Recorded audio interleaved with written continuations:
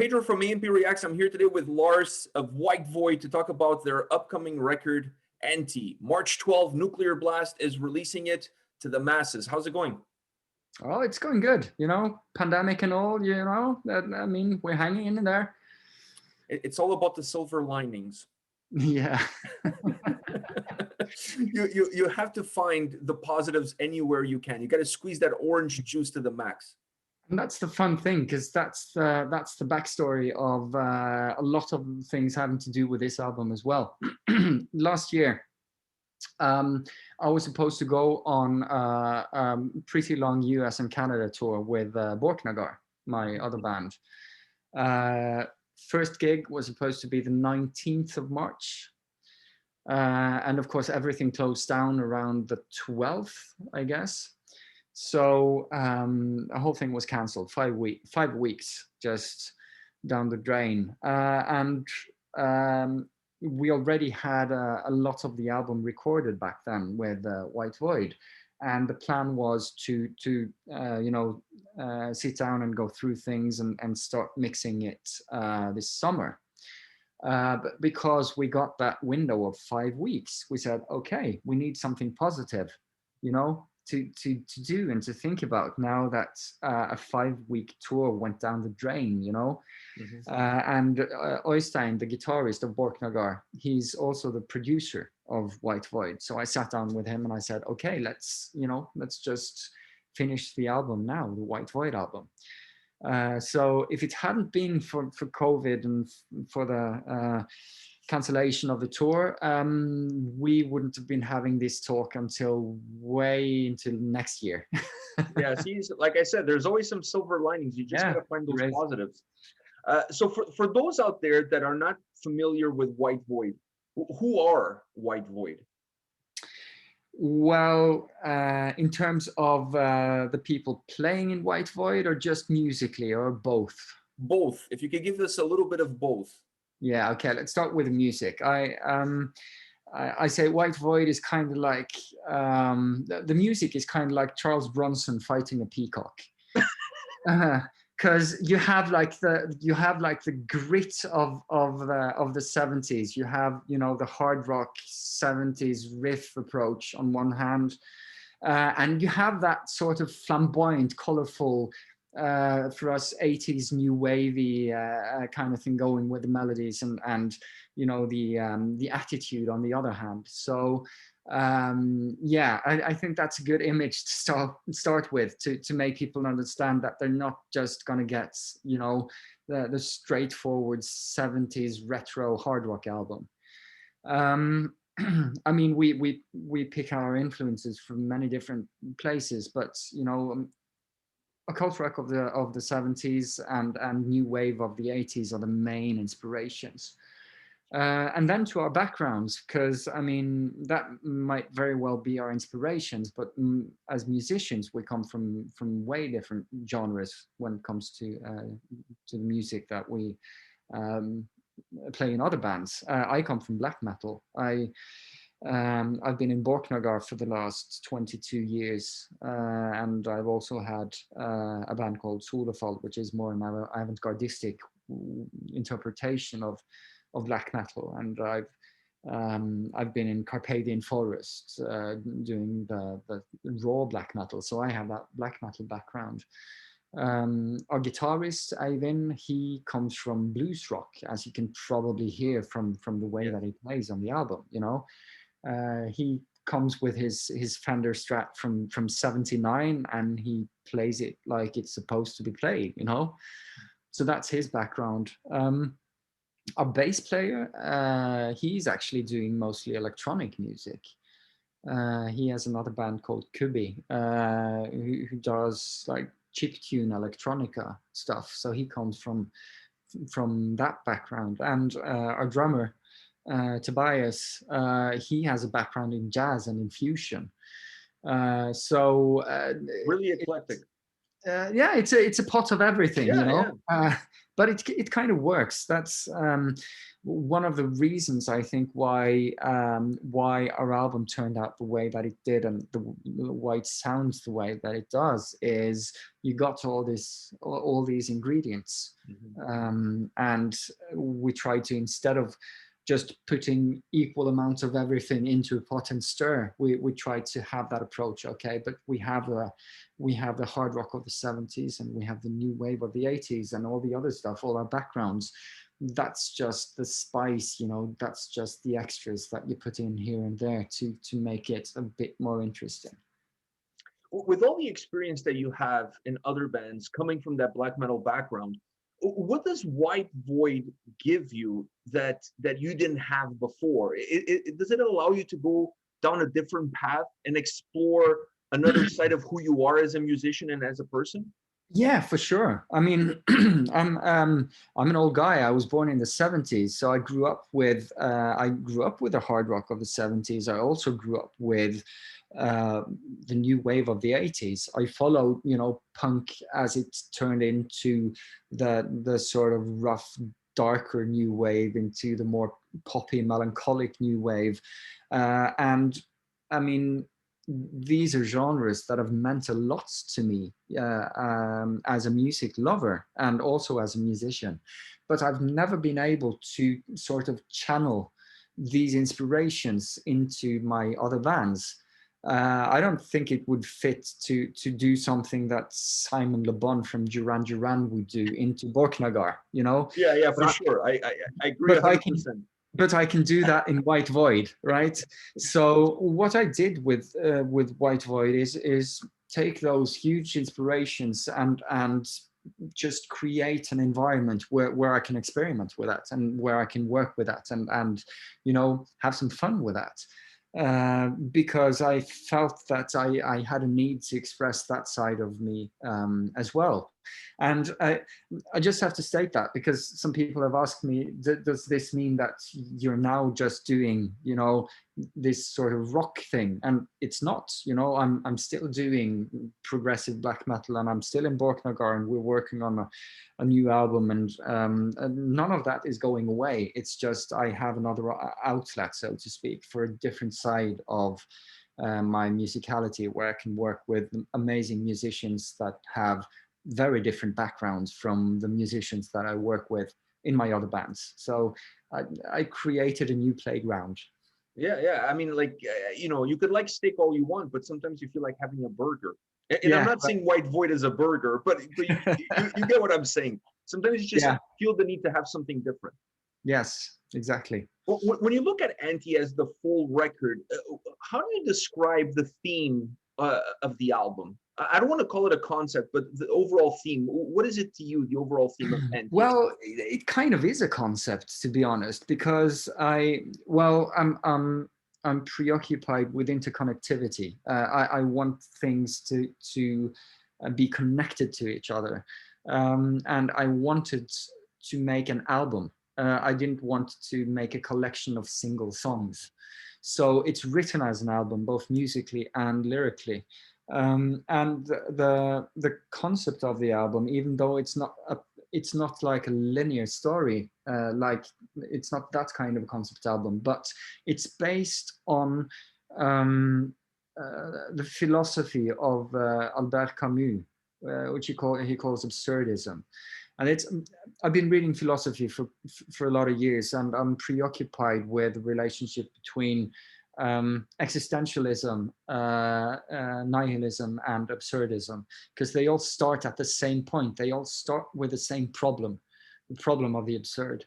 And the problem of the absurd is the gap between what we need as humans when it comes to sense and direction in life, and what the universe serves us when it comes to sense and direction.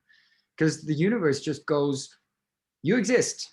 Yeah, you're there. You go, okay, now what?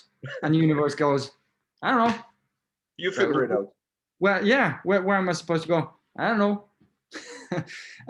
And that distance from what humans need when it comes to a direction, and what the universe gives us, that's that creates the problem of the absurd. That's the white void of life. That's where the band name comes from. Because I mean, the black void, that's death. You come from the black void and you go back to the black void. But the white void is that existential void that you have in your own existence, and that all kinds of people try to bridge in all kinds of ways. Mm-hmm. So the anti is about the absurdist approach when it comes to handling the problem of the absurd, which is if I'm to explain it in an easy fashion, it's you can't do anything with the fact that life is absurd. It is absurd. You can't go around that. You can't counter that in any way. So the only way to handle that is to accept it. And if you manage to properly accept it, you actually rebel against it. You rebel against the effect that should have on your life. Because if you actually accept it, you're free from that. It's like it keeps rolling underneath your life the whole time, but you're free to be preoccupied with all the things that you can be preoccupied that are fantastic in life. You can enjoy the birdsong, so to speak, or the lady passing by. It's an interesting philosophy, and it's a beautiful philosophy because it takes something that's pretty dark and negative, and it just tells you that yes, it is pretty dark and pretty negative, and it can keep being dark and negative, but it's all about how you handle it and what you do with it. So that's also why the album is called Anti. Because anti, it's a prefix. It doesn't really carry any meaning until you put it together with another word. So you put something negative after anti, and anti becomes a positive. You put something positive after it, and it becomes a negative. So it's I use that as a gateway into the thinking that even though something seems negative, it really doesn't have to be. There's a whole lot that you can do yourself when it comes to how you relate to the facts of your own life and what you do in order to handle them in a way that makes you free from, the shackles of the absurd. Does this theme concept create a perfect symbiosis as far as the lyrical content of the record and the sound that the record holds? I guess the listeners are the judges of that. For me, it did. That's why I'm asking. Yeah. Okay. I tried to make sure that the basic sentiment of the different songs are connected to the sentiments of the lyrics. But then again, a lot of the lyrics are pretty abstract because I try to write them in a sort of stream of consciousness way that follow the way that the brain works with these realizations. And that's why I talked about the nonlinearity. The nonlinearity of things, because the brain doesn't think in lines. It thinks in haphazardly fashions. You think a bit here and you pick something in there because that made you think of something else, and it made you think of this over here as well, and then that draws you back into the initial thought, and then you move along like haphazardly like that. So I try to mimic that way that the brain works with these things in the lyrics, and that's why I guess you music journalists, you don't get the text sheets for the album, so you don't see the setup that we have in the actual cover. But in the cover, all the lyrics are in black, which is the stuff that I sing. But in between all the black, there's a lot of words and lines in red. And while the black stuff is the stream of consciousness lyrics, the red stuff is how that connects to the actual philosophy. So you get a commentary track, a philosopher's commentary track going along. Like a director's cut. Yes, kind of. That's me sitting on the sidelines saying to the lyric, that's just plain wrong, because sometimes the brain needs to twist around things, So yeah, you'll get it, but you got it wrong this time, and that's more like it. And yes, that's right. And also, did you know that? So yeah, I try to I try to not underestimate my audience, because I've been touring for more than 20 years, and I always come back from tours having met so many intelligent metal-loving people. And I think so many bands underestimate their audience when it comes to what they actually write for lyrics. So I thought, I'm going to do this properly. And I feel like you definitely achieved that. When you're preparing yourself to release an album that's going to be your debut record, this becomes the calling card of who White Void are, not just as the individuals, but as a collective. Does that add a level of stress for you, considering the importance that having a debut record holds, or not? Yeah, Really? in a way, you know, I really wanted to make sure that all the pieces fit together on this one, because you only get one chance to make a first impression. Mm-hmm. And that works for a band as well. So I had a proper plan with how things were going to be connected, about the production, about the band pictures, about the design of the album, and also the videos. You know, I make my own videos, and I work as a director. You know, that's my day job. So I wanted the visual side to be connected in a proper manner to the music and the overall content of what we do. However, I always thought that the scary part isn't the first album. The scary part is the second album. Second album. Yeah. So I made sure that I wrote the entire second album. It's already written. I have that. And I just set myself a goal. I'm going to write that before the first one is out, because that's going to counter, you know, that second album curse. So I already wrote that. You're ahead of the curve. You're ahead of the curve. You're prepared. Yes, I'm good. I feel like you're a very meticulous kind of guy, specifically when it comes to your music, your art. And with this record, I really felt like you guys crossed all the T's, dotted all the I's. Nothing was left at chance, including the structure of the record. I felt like this album was one of those records, you lose yourself in it, but you always end up finding your path back on to that road that takes you to where you need to go. It's a very interesting album from that perspective. You don't feel like you're wandering. At times you are, but you always find your way back home, if you will. It's like you clap your shoes and you're back home, almost like Alice in Wonderland. How much time and effort went into creating that structure that this record has? Well, I'm really glad that you feel it that way, because it's like I said, I'm an old-fashioned guy when it comes to these things. I wanted this to be a proper album, so I wanted there to be a proper system to the madness that is an album. And I worked a lot with how to make sure that the core of the music is always there.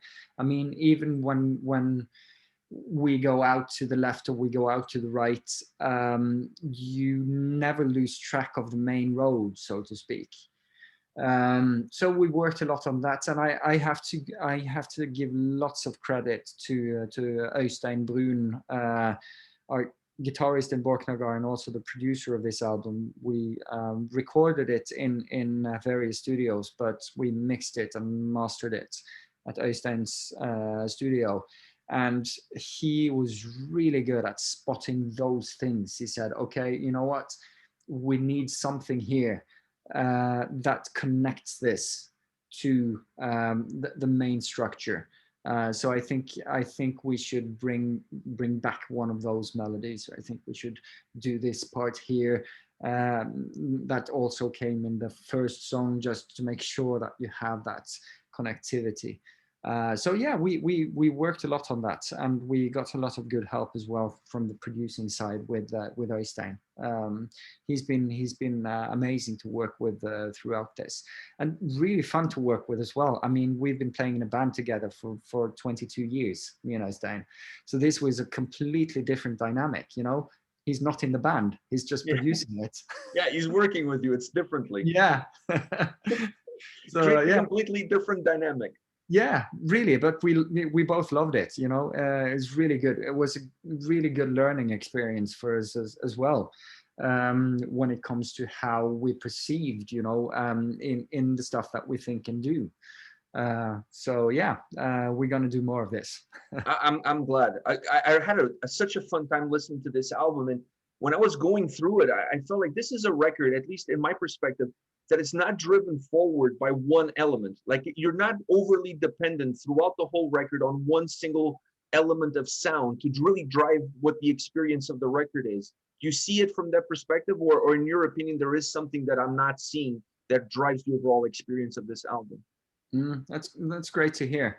I mean, we do work a lot with um, the balance between being, you know, eclectic and picking stuff Hmm. from all over the place and going on detours and everything, and just you know, staying close enough to that middle road so that you always feel that there's you know, the music is grounded somewhere. There's a reason why we do this, and this is connected to this for a reason. Yeah, I think one of the things that's also keeping it together is the specific styles that a few of the guys in the band have when it comes to how they play, especially Ivan with his guitar. He has such a, you know, particular style of playing, especially when you put it into that framework. So sometimes we've used that with the way that he plays his solos, because he has that very bluesy approach Yes, to I his agree. solos. And if we feel that we're, you know, getting a bit, you know, astray, uh, just use one of Avin's solos to just hook us back in, you Yeah, know, like just boomerang you guys back on track. drag you back to the rock and roll core, right?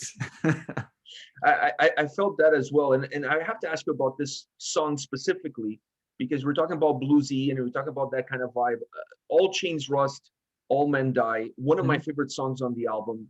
It's just from everything, from the sound to the lyrics to your vocal performance. Everything on this track really appealed to me. But when I was listening to it, and you can say that I'm a complete idiot that I don't know what I'm talking about, but when I was listening to it, I had this Dire Straits vibe with David Bowie coming together, this love child of these two icons in this song. Do you hear a little bit of David Bowie in this track and a little bit Uh, of Mark Knopfler? David Bowie for sure. I mean, the vocals on the chorus uh, are that they're a David Bowie inspiration for sure. I mean, I love David Bowie. I've listened so much to David Bowie, and he when he sings in his deeper registers, he's got that weird kind of um, presence in Yeah. his voice that always fascinated me. So I tried to channel my inner Bowie at some points during this album and try to find that sort of focus point that I feel that he gets when he sings, and that's one of those points. Yeah, Bowie, I love him. Um, Dire Straits, I don't know. You know, I love my Sultans of Swing, but Who doesn't? I mean, who doesn't? yeah, I also love the fact that Sultans of Swing came as a reaction to punk, because Sultans of Swing was meant to be anti-punk. I love that idea. So, but I don't know if there's a direct line when it comes to inspiration to Dire Straits for that. But I've listened to Dire Straits. I have well, there are two albums that I really love, which is Sultans of Swing and Love Over Gold, which are my two favorites. And maybe some of the guitar work on there. I don't I know. felt like there was a little fragrance, Yeah, a little aroma, if you will. yeah, maybe. Haven't really thought about it, but you, I mean, you might be right. The last question I want to ask you is going deeper into the vocals. I thought was absolutely so intelligent, the approach overall throughout the record, because this is not an album where you get a one size fits all approach. Like what you get in the first song is not what you're going to get in the last song. And what you get at the beginning of one song is not necessarily what you're going to get in the middle of that same song. So Yeah, it felt very organic. I tried not to be one dimensional when it came to the vocals, because it's so easy to fall into, you know, that pot and become like a one-trick pony, you know.